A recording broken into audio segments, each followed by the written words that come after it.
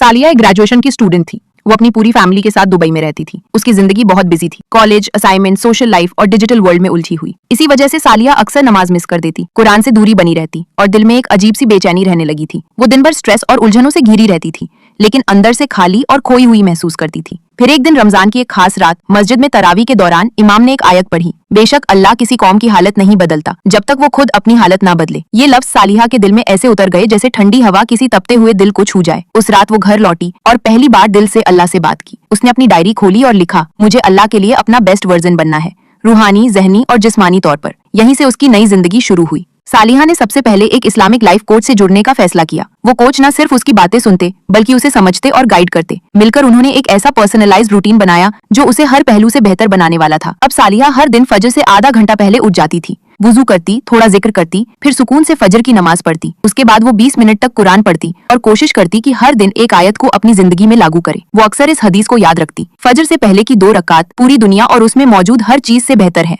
इस वक्त ने उसके दिल को रोशन कर दिया था। फजर के बाद वो थोड़ी वॉक करती या हल्की स्ट्रेचिंग करती और साथ ही सोचती, आज मैंने जो आयत पढ़ी उसे कैसे अपनी जिंदगी में लागू करूं। अल्लाह ताला ने कुरान में तफक्कुर और तदब्बुर यानी रिफ्लेक्शन को कई बार जिक्र किया है। यही सोच इंसान को अंदर से मजबूत बनाती है। हर दिन 9 बजे तक वो कॉलेज पहुंच जाती, वहाँ पढ़ाई होती, दोस्तों से मिलना जुलना होता। लेकिन इस बार फर्क था। अब वो हर सुबह मोबाइल के नोट्स में अपने डे गोल्स लिखती, आज क्या पढ़ना है, किस दोस्त को टाइम देना है और कितना टाइम सोशल मीडिया से दूर रहना है। इससे वो डिस्ट्रैक्शन से बचती और फोकस में रहती। जब कॉलेज ना होता तो वो अपने दिन को नमाजों के ब्लॉक्स में बांट लेती।